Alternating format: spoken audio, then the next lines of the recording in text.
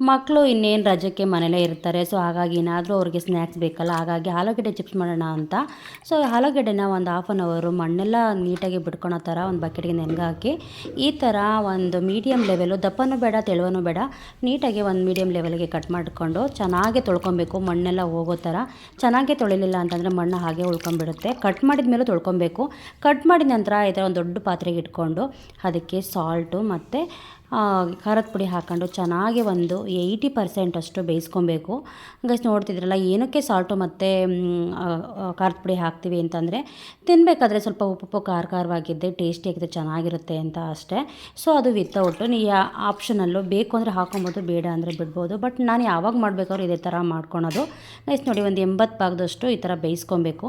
ಬೇಯಿಸಿ ನೀಟಾಗಿ ನೀರೆಲ್ಲ ಸೋರ್ಗಟ್ಕೊಂಡು ಒಂದು ತೆಳುವಾಗಿರೋ ಬಟ್ಟೆ ಮೇಲೆ ನೀಟಾಗಿ ತೆಳುವಾಗಿ ಒಣಗಾಕಬೇಕು.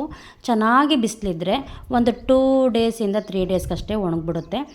ಚೆನ್ನಾಗಿ ಬಿಸಿಲಿಲ್ಲ ಅಂದರೆ ಒಂದು 4ರಿಂದ 5 ದಿವಸ ಚೆನ್ನಾಗಿ ಒಣಗಿಸ್ಕೊಳ್ಳಿ. ಈ ಒಣಗಿಸಿದ ನಂತರ ಈ ಥರ ಬರುತ್ತೆ. ನಾವು ಮುರಿದು ನೋಡಿದ್ರೆ ಪಟ್ ಅಂತ ಮುರಿಯೋ ಥರ ಇರಬೇಕು. ಹಂಗೆ ನೋಡ್ತಿರ್ಬೋದು ನೀವು, ತುಂಬ ಚೆನ್ನಾಗಿ ಒಣಗಿದೆ ನನ್ನ ಚಿಪ್ಸ್ಗಳೆಲ್ಲ. ಇದನ್ನು ಒಂದು ಬಾಕ್ಸಿಗೆ ನೀಟಾಗಿ ಧೂಳೆಲ್ಲ ತೆಗೆದು, ಏಕೆಂದರೆ ಹೊರಗಡೆ ಒಣಗಾಕಿರ್ತೀವಲ್ವ, ಸೊ ಹಾಗಾಗಿ ಧೂಳಿರುತ್ತೆ. ಒಂದು ಬಾಕ್ಸಿಗೆ ಈ ಥರ ಸ್ಟೋರ್ ಮಾಡಿ ಇಟ್ಕೊಳ್ಳಿ. ನಮಗೆ ಯಾವಾಗ ಅವಶ್ಯಕತೆ ಇರುತ್ತೆ ಆವಾಗ ನೀಟಾಗಿ ಎಣ್ಣೆ ಹಾಕ್ಕೊಂಡು ತಿನ್ಬೋದು. ತುಂಬ ಚೆನ್ನಾಗಿರುತ್ತೆ, ಮಕ್ಕಳಿಗಂತೂ ತುಂಬ ಚೆನ್ನಾಗಿರುತ್ತೆ. ಹೊರಗಡೆ ಹೋಗಿ ನಾವು ಯಾವತ್ತು ಮಾಡಿರ್ತಾರೋ ಏನೋ ಅದನ್ನು ಕೊಡಿಸಿ ಮಕ್ಕಳಿಗೆ ಕೆಮ್ಮಾಗೋದಕ್ಕಿಂತ ಮನೆಯಲ್ಲೇ ಮಾಡಿಕೊಟ್ರೆ ಮಕ್ಕಳಿಗೂ ತುಂಬ ಇಷ್ಟ ಆಗುತ್ತೆ. ಹಾಗೆ ದೊಡ್ಡವರು ಕೂಡ ತಿನ್ಬೋದು. ಹೆಲ್ತಿಯಾಗಿಯೂ ಇರುತ್ತೆ, ತುಂಬ ಚೆನ್ನಾಗಿರುತ್ತೆ. ನಾವು ಕೂಡ ಮನೇಲಿ ತಿಳಿ ಸಾಂಬಾರಾಗಲಿ ಏನಾದರೂ ಮಾಡಿದಾಗ ನಾವು ಕೂಡ ಮನೇಲಿ ಹೆಣ್ಗೆ ಹಾಕ್ಕೊಂಡು ತಿನ್ಬೋದು. ಎಷ್ಟು ನೋಡಿ ಈ ಥರ ಬರುತ್ತೆ, ತುಂಬ ಚೆನ್ನಾಗಿರುತ್ತೆ. ತುಂಬ ದಿವಸ ಸ್ಟೋರ್ ಕೂಡ ಮಾಡಿಡ್ಬೋದು.